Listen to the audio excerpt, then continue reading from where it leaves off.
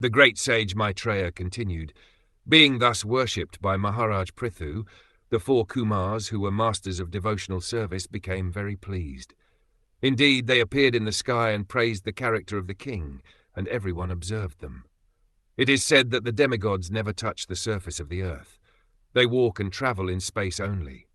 Like the great sage Narad, the Kumars do not require any machine to travel in space. There are also residents of Siddhaloka who can travel in space without machines. Since they can go from one planet to another, they are called Siddhas. That is to say, they have acquired all mystic and yogic powers. Such great saintly persons who have attained complete perfection in mystic yoga are not visible in this age on earth because humanity is not worthy of their presence."